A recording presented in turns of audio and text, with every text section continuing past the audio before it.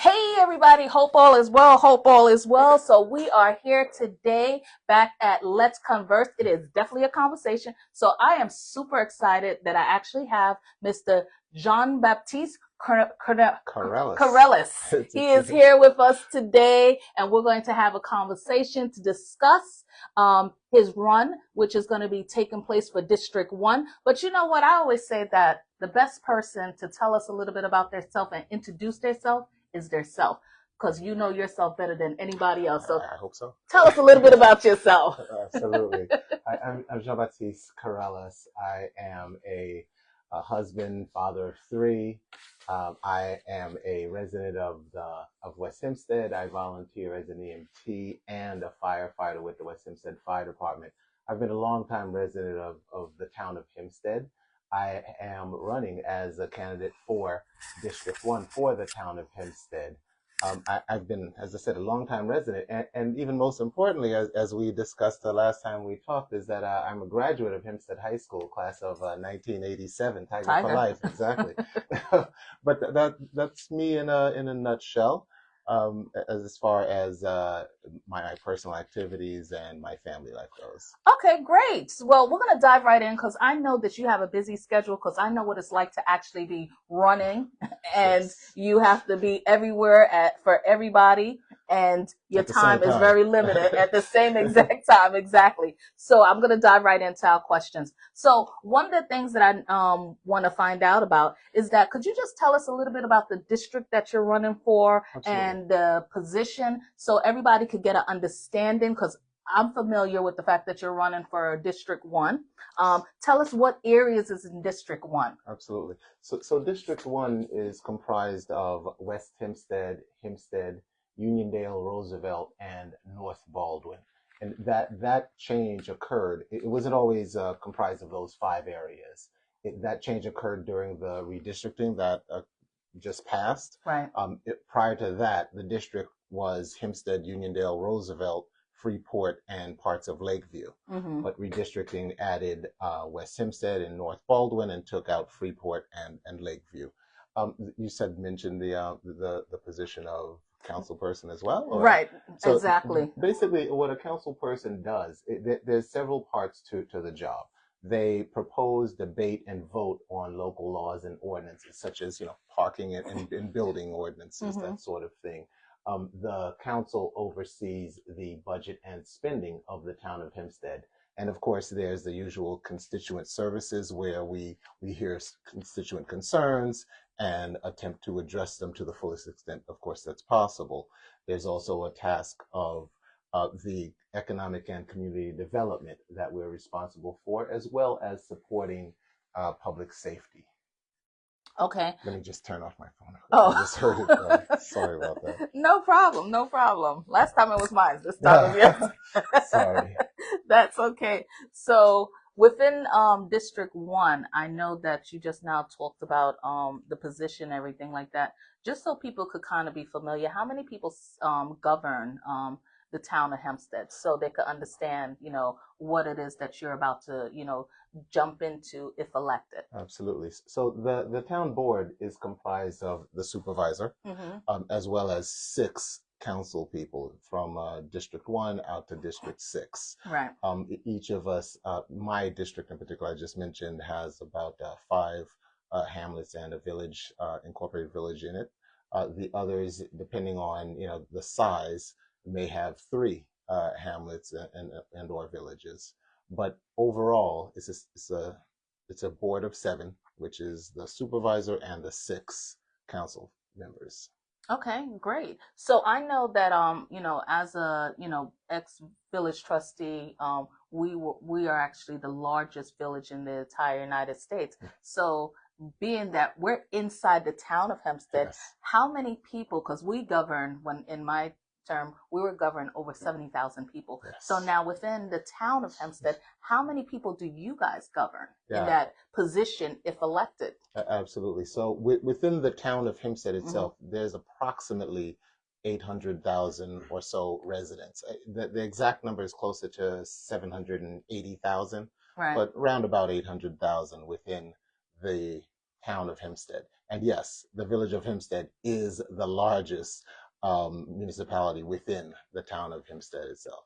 Right. Okay. So now, I also, just paying attention to your resume and stuff like that. I also saw that you do accounting, and you actually was a professor, adjunct professor over at Malloy College. Could you tell us a little bit about the position that you did while you were over there? That's correct. I'm more of a finance person Okay. as opposed to accounting.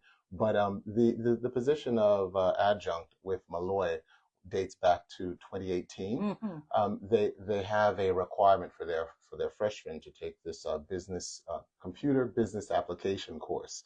It's essentially a focus in Excel. There's a small component of Access in there as well, but mainly Excel. Right. And one of the innovations that I brought to that program actually is the requirement. It started with my class Hmm. that each and everyone taking that Excel class essentially be certified in the Microsoft Office specialty. Right. That way, when they walk out into an interview, they can say, "Well, hey, I know Excel," and it's not just them saying, "Hey, I know it," but rather than them having the backing of Microsoft with a certificate that actually says, "Yes, I was tested," and this is not a quick 20-minute exam. This is computer based, an hour and a half exam on every facet of Excel, and they have that certificate to say that, hey, I am an Excel expert.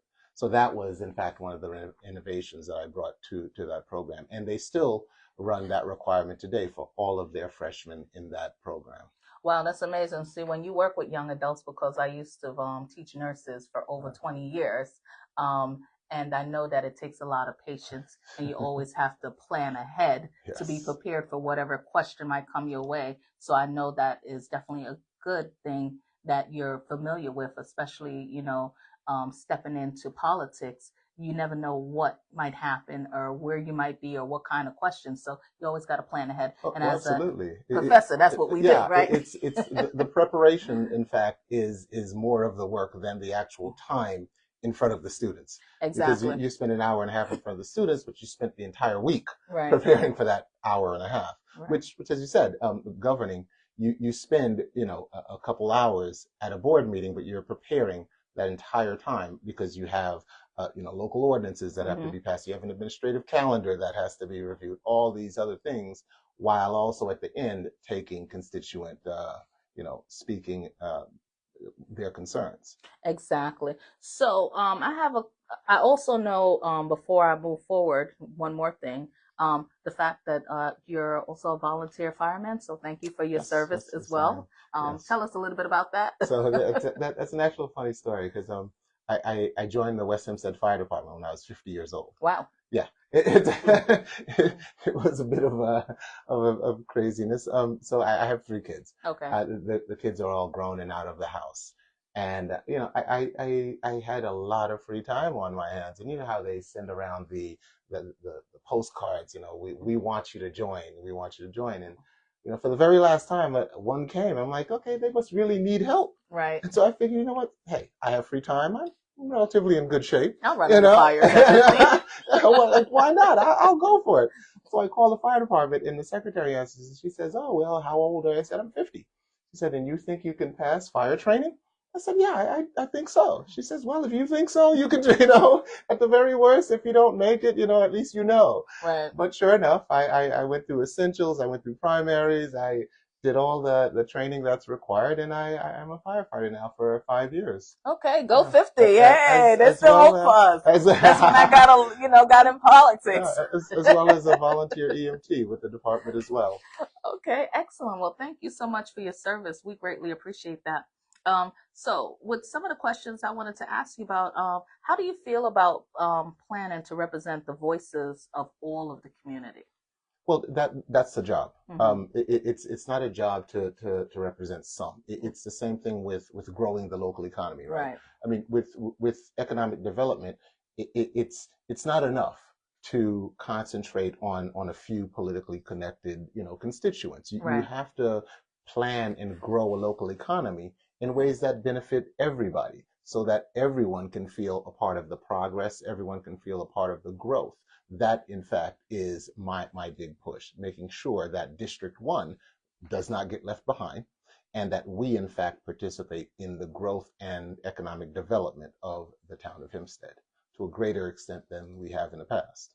Okay, and how would you keep communication open if you're elected?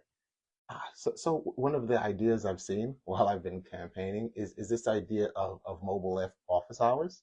I mean, Mm-hmm. other than just regular office hours and email and calling the council office, there's this idea of simply rotating office hours to, for example, the Hempstead Library or the Uniondale Library on a quarterly basis is what my thinking is right now.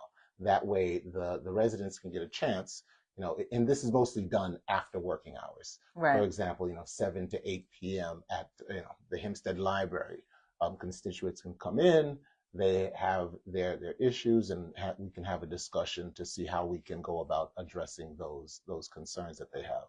But the mobile office hours, I think, is a brilliant idea, and I will steal it. Okay. Once Well, okay, at least you admit it's stealing. Not yes, it is. necessarily, It was you not. came up with it. No, it was not my original idea. I saw them Okay. thinking, that's brilliant. What a way to, on a regular It is. basis, to be in front of your constituents. Yeah. Because usually with the town hall, it's open during business hours. Hmm. Folks are working. It's not always possible to necessarily come in. You can send an email, but an email may not get answered for a day or two. Right. Whereas if you know on this particular day at this time of the quarter, I'll be here. You Right. show up, I'll be here as well. We can have a discussion. Right, which I think is a great thing to do. That's one of the reasons why I used to show up at all the different events because that's the Oh yeah, opportunity for me to meet up and talk to different people in the community. absolutely. So I think that's a really good idea. Um, And what I notice as well, oftentimes when these mobile office hours occurs, they may bring folks from the building department mhm. or folks from other areas, just in case a question is asked Right, about that particular item, and so you have the experts there to be able to answer those which is good, directly. because you're holding people accountable and they're Exactly. hearing for themselves that, what needs to be done to service the E- community. Exactly. So Exactly. I think that's definitely a good step to take. So I agree with you to use that idea. What step would you take to improve safety in our neighborhoods? Well, public safety is clearly an important thing. You can't have economic development without Hmm. safety, without infrastructure. What we do, the town of Hempstead doesn't necessarily have a police force. I shouldn't say necessarily. They don't have a police force. We do support public safety through Nassau County Police. Hmm. There is also the public safety department, but the best thing that we can truly do is to afford Nassau County, to afford our firefighters, our EMTs, our public safety, even our auxiliary police, the opportunity to have the best equipment, the best training, and make sure that they are in fact deployed as needed, where needed, when needed. Right. That's actually the best way to go about enforcing, safety, or at least increasing Hmm. the perception of safety amongst the folks in the community. What we want is for every resident to feel not just safe in their homes, but be able to walk out, go to a restaurant, go to a park, and feel safe within their neighborhoods as well. And that occurs when there's a presence, when they know the folks that are patrolling, when they know the folks, for example, in my area in West Hempstead, we have the police booths that you can walk up to if you have an issue. You can always call 911, but there's usually always somebody around to have a discussion with this if there's an immediate concern. Those are ways that I think that the community can be made to feel safer than it does if it doesn't already feel safe. Okay, that I agree with you. I think that's definitely a good idea to use, and also there's the Hempstead Police Department as Well, well, see, which is a part of the the village of town. Hempstead, Yeah. it's an interesting thing because, right, there's many things that the village of Hempstead takes care of for itself. Right. And it doesn't depend on the town of Hempstead for that. Yeah. Public safety, water, parks, many of the roads are all village under the village control. Right. There are many items that we as the town of Hempstead do not control. So you're absolutely right. But Yeah. it's still a collaboration, just as it would be with Nassau County Yeah. Right. Police. So it still requires that level of willingness to collaborate, to work together, to make sure that everyone feels safe, secure in their homes and in their neighborhood. Right. Yeah, collaboration is definitely the key because the Hempstead residents still pay their taxes to the town. Yes. So, we are a part of the town as well. Absolutely. So, You can't simply leave someone around because you don't have direct control over everything within that vicinity. yeah, but we do have our own police department. Absolutely. So what is the plan to improve local sanitation with parks and roads? And, what are your plans for that? So For improvement the it's roads. another one of the roads. We have direct control. Mm-hmm. Sanitation, of course, there's the sanitation districts. The village of Hempstead has its own sanitation. So once again, it's a matter of making sure that those who have governmental control over those areas are aware of the various concerns. So as far as the roads go, direct control over town roads. To me, the biggest issue that I've noticed is that if you go, let's say to Roosevelt Mm-hmm. or to Uniondale and in many parts of Hempstead on the town roads, you'll see that there is a lack of investment in our infrastructure, or better yet, I should say there should be more investment in the infrastructure in these areas. You go to, Wantagh, for example, in some parts of Baldwin, South Baldwin, the roads are absolutely, polished. It's absolutely beautiful. There's a lot of investment, and that drives economic development.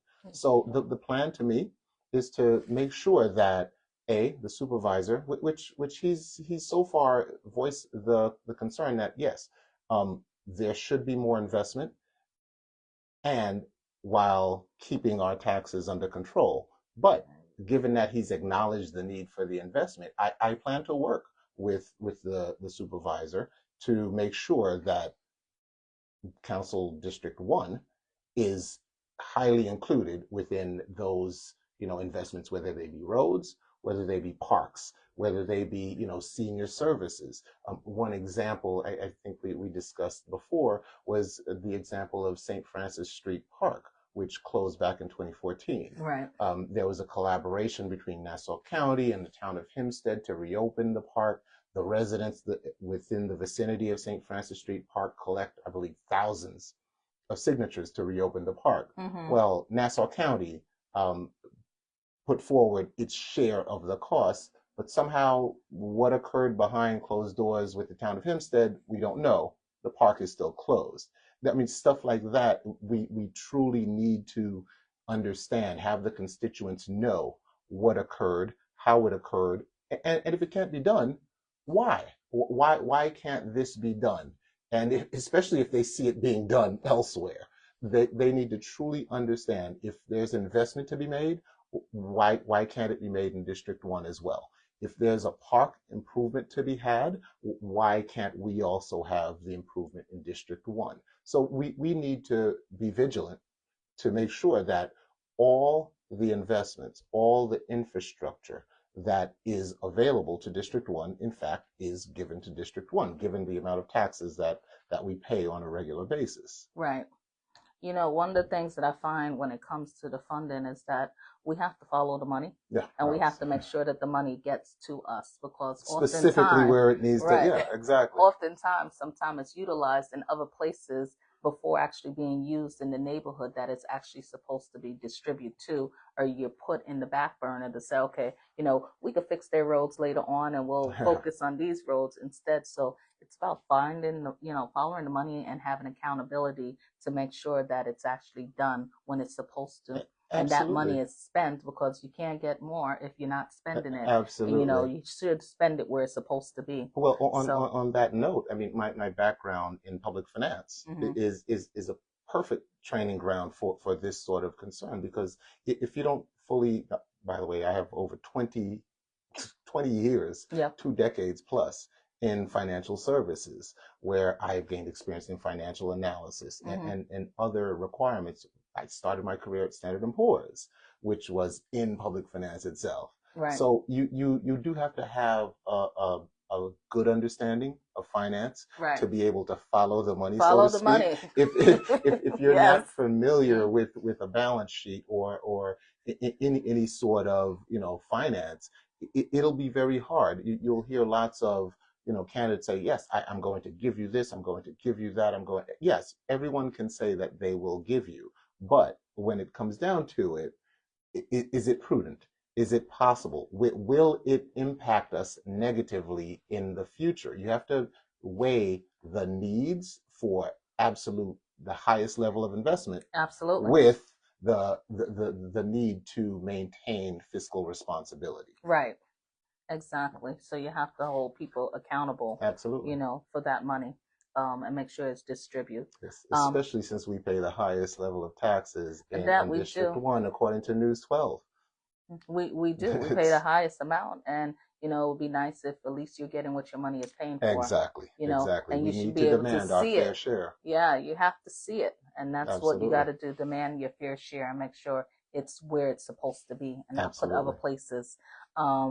So I have another question, actually for you, and my next question is: how would you balance new development with protecting the characteristic of the existing neighborhood? That seems to be a big fight, especially with the transit focused development that we see going on. It's an interesting thing. You have I hear lots of people speak, usually older residents, and say, I moved from Queens to to Hempstead or to Uniondale because I didn't want to be surrounded by a lot of people. I wanted to have my own yard, my own space. I wanted the suburban lifestyle, and it is very difficult to protect, right? Because there's also a need for a supply of housing. Right. That supply of housing, an increased supply, would enable us to maintain lower costs of housing. So how do you balance the need for additional housing and affordability with also the desire to maintain the suburban lifestyle? And I think to some extent where where we see large scale development occurring now. It's mainly transit focused development. You'll notice around train stations, around the bus station in Hempstead, for example. A few blocks up, they have a multi-unit complex that's going up, making it possible for people to commute to work, for people to come into the village and enjoy the amenities that are available. So I would continue encouraging that sort of development. Now, there has been a push to by Albany essentially to take away the town, not just the town of Hempstead, but just take away towns' ability to direct the development of their areas. Now, that's a concern because if you don't live in the town of Hempstead or on Long Island, it's very difficult from far away to say what is best for us. So that to me, I would resist, because having someone from far away saying, well, I think for the village of Hempstead, this would be way better than anyone in the village of Hempstead could envision. Right. It seems to me the wrong direction to go. Local autonomy in development of housing, local autonomy in the development of the economy is paramount. Right. Well, I totally get what you're saying. So the reason why they have a lot of the development that's taken place is because of the fact that a lot of places have opted in to become a pro housing community, and they're given additional funds because money talk, people move. So they're given additional money to be able to become a pro housing community. So that's why they're doing all the development by the train station and stuff like that. Oh, there's a few other places that even if you look, excuse me, even if you look at Great Neck, not necessarily close to the train station, if you look at some other parts of Western Nassau County, lots of developments, not necessarily transit focused, Right. but they are in fact developing a lot of units Because they opt in to become pro because of the housing bond. community, because Yeah, then they're going to get additional funding. And if they opt out, then they're not going to get that additional funding. I know because that's something with the that, tax incentives. it happened. Right. Correct. it happened while I was one of the village trustee. That was something that was put, and Hempstead actually was one of the first Correct. communities to become a pro housing community, Correct. so we can get our fair share. Yeah. And also, I think you hit a point to talk about different people making decisions for towns. And I'm going to keep it town and not go towards village. So that's what I'm going to keep it, because I know you're pressed for time. But however, how can the residents have more input on the zoning when it comes to the land decision? Because zoning is something that needs to be looked at, especially when it comes to the development and the changes to keep the characteristic of the community. So what is your take on that, Yeah. in terms of residents having input when it comes to the zoning? Oh, I absolutely would encourage every constituent. Well, number one, to attend the board meetings. Mm-hmm. It starts there. If you're aware of the agenda, Right. you can prepare, you can do your research, you can come forward with logical arguments Right. as to support your particular need. There are lots of civic organizations, civic associations in Hempstead, in West Hempstead. There's plenty of them that are promoting the needs of their particular hamlet or their particular village, and we need more of that. We need more citizen and resident input to truly address their needs. This is not just a matter of saying, well, Albany shouldn't necessarily dictate what we in the town of Hempstead does. So it is also the case that the town of Hempstead, should not necessarily dictate what, let's say, Roosevelt chooses to develop, because it is my firm belief that those who live in that area should drive the economic development, the housing development, and every facet of their lives, because they will be the ones most directly impacted. It would be within the best interests of the town to get buy-in from those local residents, Right. rather than imposing on them. Now, having said that, But is Roosevelt everything doesn't have a board though, where they can make their no, own no. It decisions does on not. the But zoning. what I said was those residents, A, should educate themselves to the agenda for the board, and they should come forward and express their view as to their desire as to what they would like, as to what they believe development of Roosevelt should look like. Okay. Now, does that mean as soon as they come forward, we're going, oh yeah, absolutely, we'll take it, hook, line, and sinker? No, but at least you can have an input.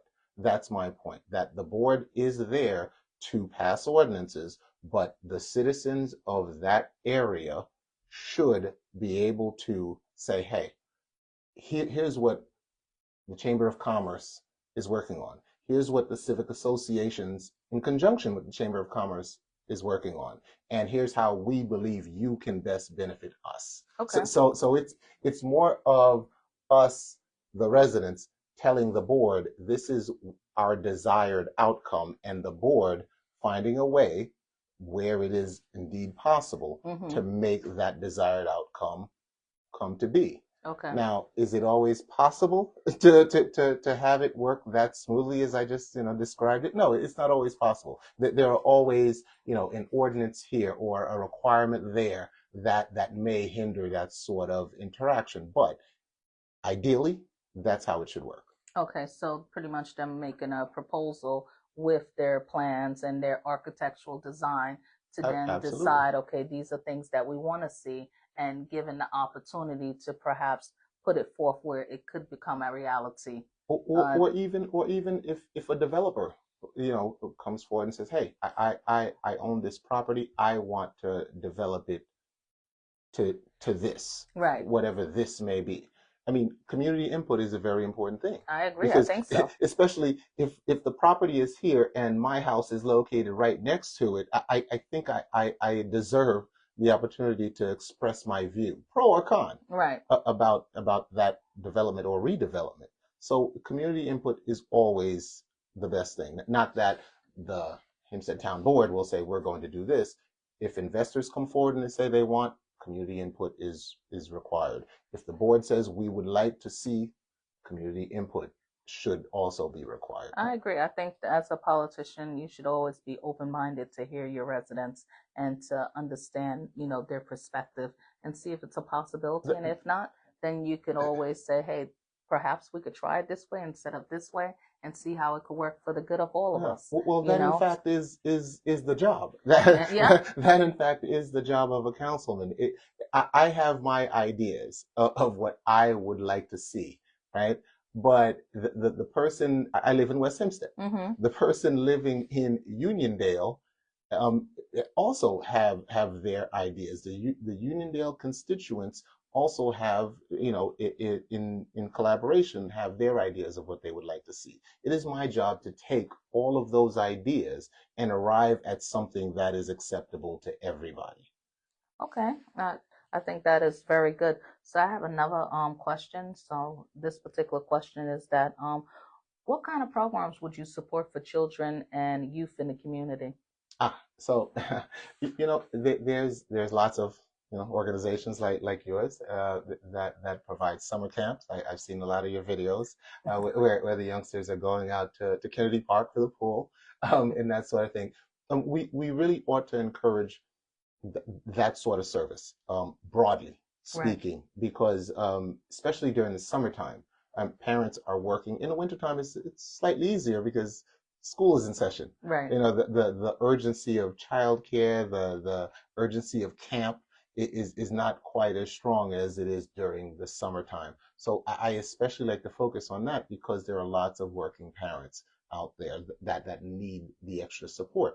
So support for daycare, support for camps. And there's lots of nonprofit organizations that are out there doing that sort of work. We ought to find ways, whether it's through the redevelopment programs or some sort of grant programs, to support them in those endeavors, to make sure that parents are able to work, are able to go out there and pursue their dreams while their kids are in a safe environment and are enjoying the company of supportive adults and kids as you provide. Well, I definitely agree. I do want to, just add in one thing because Sure, it's important to add this in, is that during the school year, it is also just as important as the summertime because oftentimes, like we started this conversation, Nassau County pays high taxes. So with the high taxes, parents these days have to work extra jobs. Absolutely. So, Absolutely. it's important to make sure that those children have a safe place to be Absolutely. all year round because Correct. of the fact of, them having to work multiple jobs. So with that, it drives me into the next area of talking about businesses. So how would you support the small businesses in the town? So a lot of what you've seen in my campaign, if you pay attention to my social media, I do a lot of grand openings and other anniversary recognitions for small businesses. A friend of mine opened up a place for Juice Sake in West Hempstead, and I make sure individually, not necessarily because I was running for office, but I know her. Right. It's in my neighborhood, so it's in my best interest to make sure that her business thrives. It's in my best interest to make sure that there's options for whether it's dining, whether it's getting a haircut, just whatever the business may be. So what I truly recommend is absolutely promoting those services within every area of the town of Hempstead that would provide us, a level of comfort, whether it's for dining, whether it's for, clothing, whatever the case may be. We need to have a fully developed economy, especially in District 1. I'm a little partial, especially in District 1, because we do need a lot more development than some other areas. We do need the support of government to provide the infrastructure investment so that our businesses can thrive. Because if you want to go patronize whatever the business may be, and the roads are impassable because potholes and all sorts of other issues, well, that's a problem. Economic development can't occur. The next thing is that you need to provide the public safety, Right. so that those who are coming from anywhere can come, enjoy, and know that they will be safe. They can send their kids to a local Carvel or, some other place to enjoy while they are at home. I mean, all of these things, public safety, infrastructure investment, are all part of the economic investment that is needed to move District 1 forward. Right, which I think is very important because you have to shop local because it's important to Uh, keep the tax dollars within the community because it supports a lot of other things. And you're right, the fact that it goes back to policing mm. our businesses to make sure that they're safe Well, and not to have to deal with I also left out another important piece of economic development, because if your local schools, mhm. you know, if the perception of the local school is not the greatest, and safety is not of the highest, priority, then yes, there will be economic deterioration. Right, And we need to guard all of those things, infrastructure, schooling, as well as public safety, to make sure that economic development can be driven to the fullest extent possible. right, which is something that definitely needs to happen all the time. Yeah. Um, so I know that you're pressed for time, so I do have a question. What about what are your plans to help support our seniors in the community?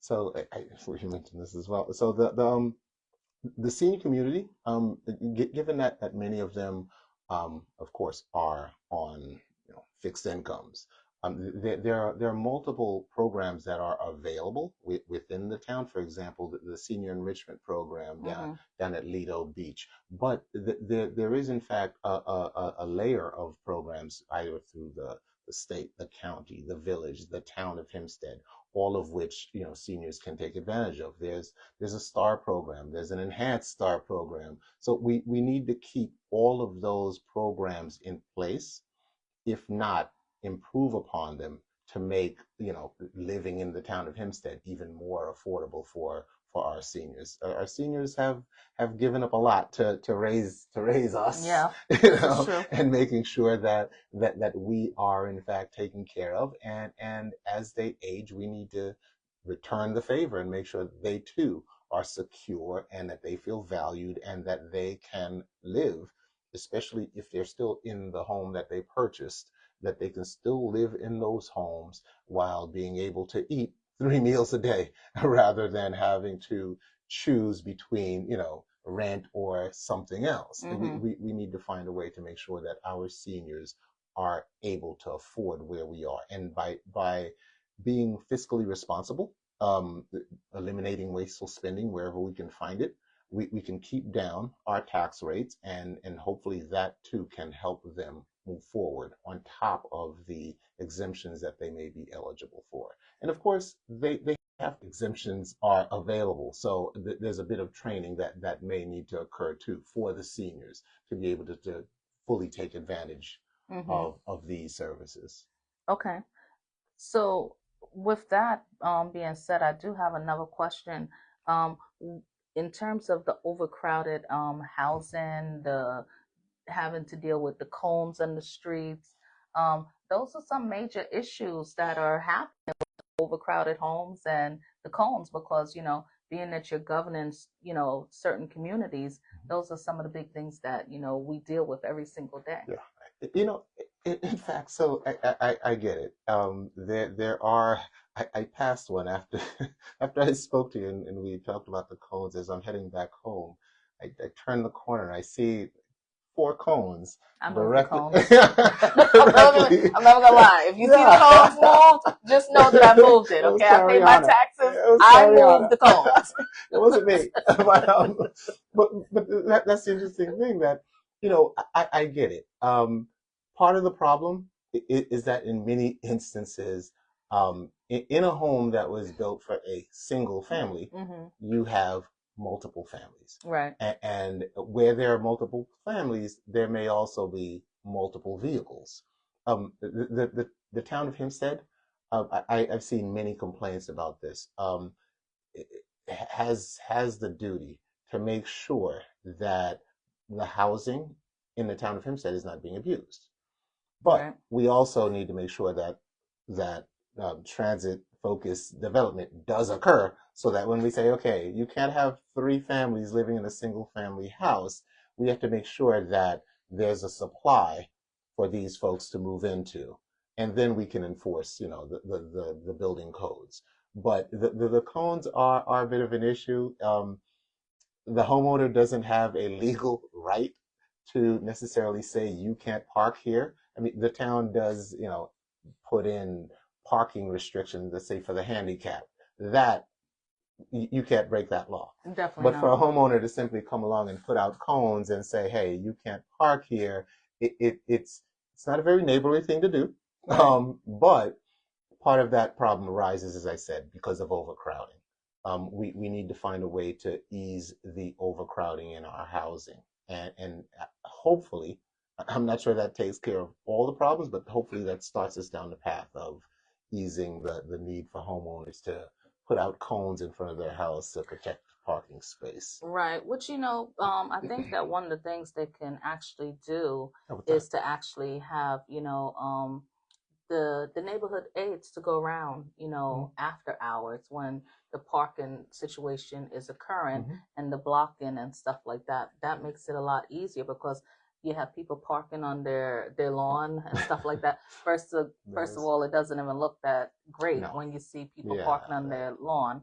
And that deals with going back with the zoning and stuff like that, correct. what you can and what you can't do. Correct. So it's just a matter of actually policing the community and make sure that those that are working for the town is actually being able to do the job that they're getting paid for. There are You know, there are multiple hamlets and villages that in fact have ordinances hmm about street parking after certain hours. Um, I know I, Hempstead does. yeah, well, yeah, I know too. I live so, but the the the enforcement of those ordinances are not always the highest priority.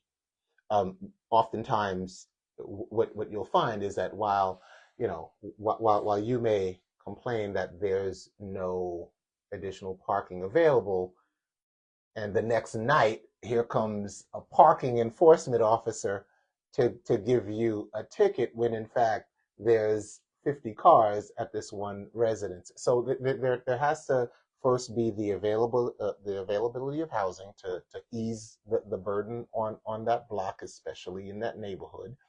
Two, there has to be the enforcement, the willingness to enforce the parking codes. And the residents have to also understand that it's actually to their benefit to not get into an altercation with a neighbor because they moved your cones. You should not have to put out a cone. There should be sufficient space given the composition of the block for everyone to park. Now, the big issue as well, I mean, I know my family is guilty of that, but we fortunately have a driveway that fits, the three cars that we have. So it's not as big of an issue if you have the driveway space. But if you don't, there has to be a compromise in there somewhere with the residents deciding that, you know what, we need to be neighborly and enforcement. So it's a delicate balance. I definitely agree It's, with you that it is a difficult balance, but to all fairness, mhm. those, people shouldn't have to, park like 10 blocks away, Yes. because somebody put a cone because they got six But cars, to all fairness, it no, also it's deals with the true. quality of life when it comes Absolutely. to safety and the firemen's having to go in there and Absolutely. now, tear down, these things, it makes it very No, difficult. So the quality of life is especially something that, have to become a big factor. you'll also see, speaking of the fire service, you'll also see folks, they say they're there temporarily, but you'll see folks, parking exceedingly close, if not in front of Right. a fire hydrant because there's insufficient parking.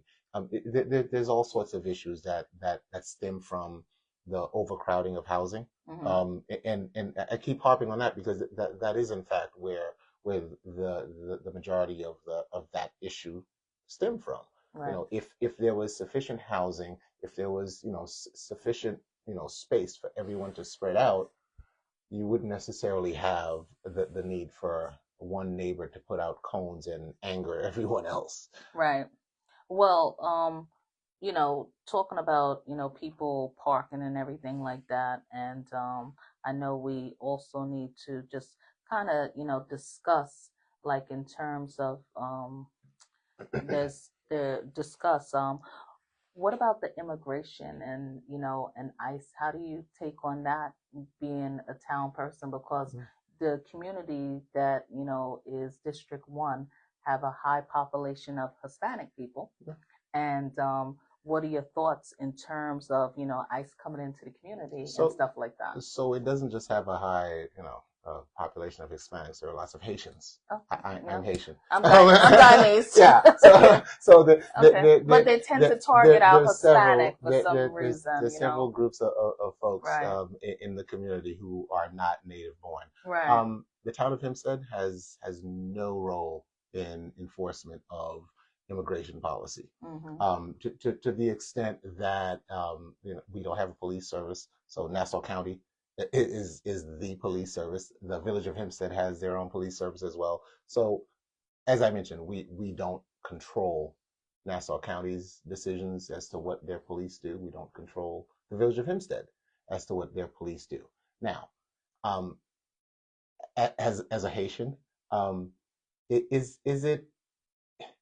I used to tell friends all the time, America, I fully understand why someone would risk their limb to make it here, because there's nowhere else in the world. You could be poor, you could be the poorest of the poor in America, and you will still survive. Someone will feed you, someone will house you, you will even be clothed. Yep. You will be educated.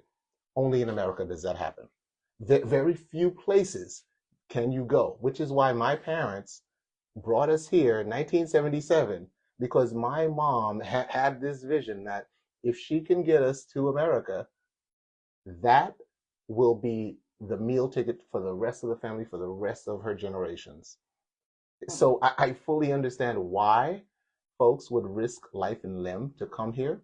But in that same vein, we talk about overcrowding, the street parking. I mean, you can't just allow immigration to be a free-for-all, right? There has to be some sort of enforcement. Does it necessarily have to feel, in some instances, mean and vindictive? No, it doesn't have to be. But there does need to be enforcement. But circling back, right? The town of Hempstead does not control immigration policy in no way. And so there's very little input that I would have in that sort of thing. But like I said, why people are willing to risk life and limb to come to America? It's the land of milk and honey. The streets are paved with gold. That is the dream of America. Right. Okay, so you believe in equity and inclusion. I in fact was, believe it or not, the founding member. I work at the NAIC. I was one of the founding members of the Diversity, Equity, and Inclusion Council at the NAIC. Right. Now, in many ways, I think DEI was sidetracked to its detriment. Right. Right. Because diversity, absolutely. Diversity of gender, diversity of thought, diversity of experience, all of that can lend to a vibrant environment. Inclusion, of course. I mean, if you're not made to feel a part of, especially at work, you really aren't giving your all. You're really not as invested as you should be.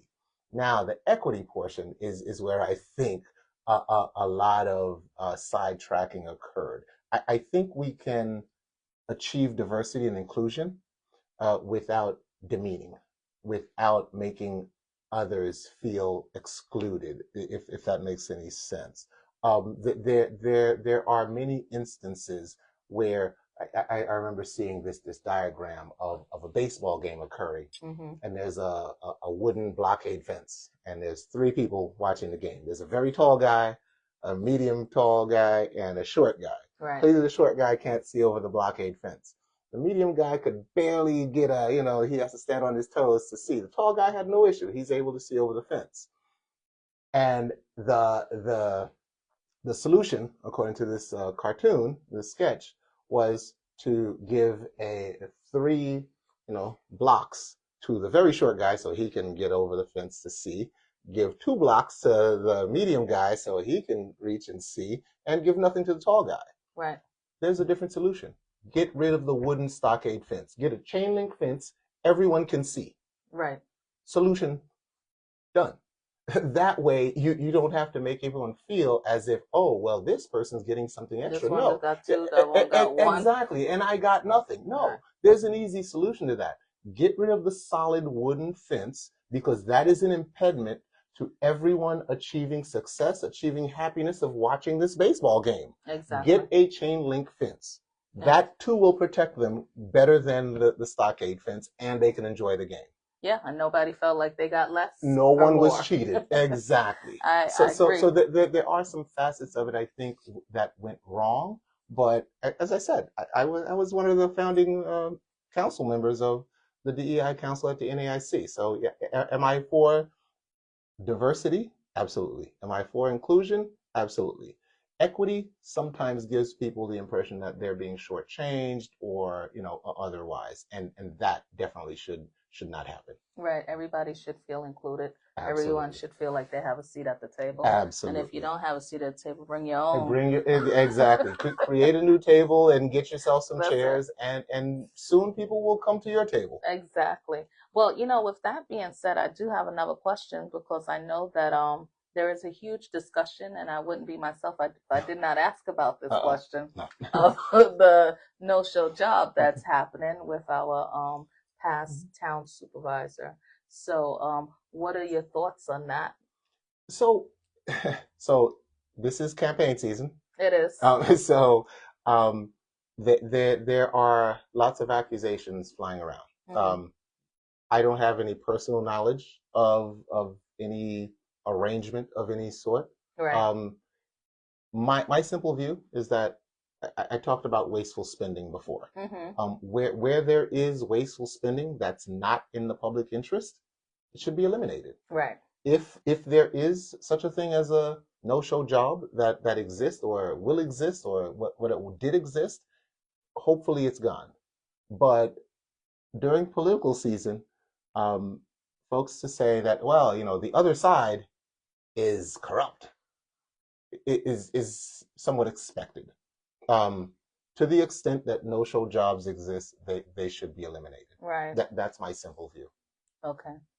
So is this, I guess I would have to say that, even though it is during political season and, campaigns can get very messy, and I always say, what, let's just get the job done. That's what it's all about, not to be messy and stuff like that. Absolutely. And, Absolutely. but however, if someone is working and they're not really truly doing the job, they shouldn't be taking the people tax money. Well, you said right? the same thing I just said. You used They the word exactly. if. I agree. There shouldn't be, if it exists, it should be eliminated. Right. Especially if there is no real public interest in the existence of it. Right. So yeah, I'm not sure anyone would stand up and say, yes, I'm all for no-show jobs. I don't know that person. And I'm not one of those people. But I do hesitate because, as I said, it is political season. The one opponent is saying that this person is corrupt. The other opponent is saying, well, that person is a horrible person as well. So everything we hear during a campaign, as you notice, I haven't mentioned my opponent once, because the campaign is about my vision. It's about what I want for the constituents. It's about what I see the need being. Right. It's not that my opponent is a horrible, no, wonderful person. Right. But I do see a different vision than what exists now. I do see the, decrepit streets in Roosevelt. I see the decrepit water tower in Uniondale. I see the same broken streets in some parts of Hempstead, that the school needs help, just all sorts of issues that exist within District 1. Even West Hempstead, we had an issue with the old Ariana waterfall. And this is what, service to your constituents should look like. There was a call to the council person for West Hempstead at the time, and within a week, the place was fenced in, it was boarded up, and the problem was resolved. That's what should occur. That is my vision, to provide that level of service to anyone and everyone within District 1 who calls. There's no need to badmouth an opponent for that. No, definitely not. And I wouldn't allow it, because this show is definitely not for that, because everybody is asked to be on this show to kind of just give their vision on why they're running and stuff like that. And, we can't say what the next person is doing.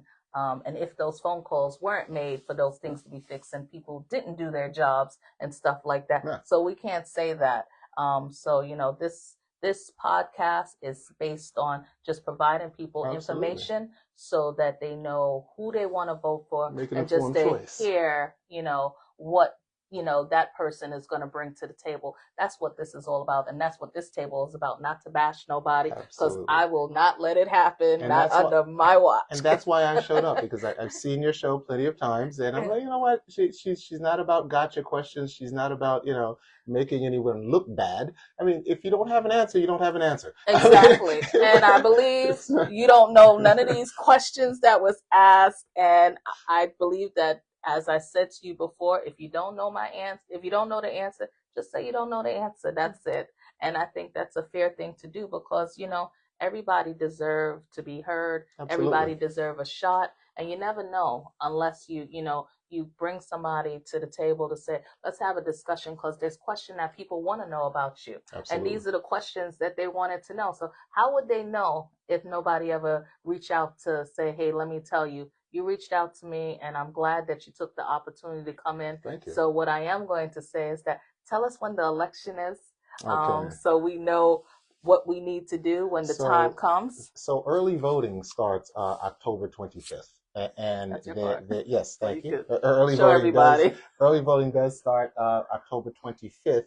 On the back of the card, actually, New York State Department of the Election Board has a website where you can find your particular voting location. If you need an absentee ballot, if you have college students who are away for the semester, you can order absentee ballots for them. And all that information is available. But early voting starts October 25th. Actual election day is November 4th. And we'll ride to victory from there. Okay, so everyone, thank you so much for tuning in. You guys heard the conversation. We conversed, and I look forward to seeing you guys next time. We have Trustee Joylette, who's going to be joining us on our next show. So I have a real good lineup. So I hope you guys tune in for our next show. And thank you so much for coming. Thank you.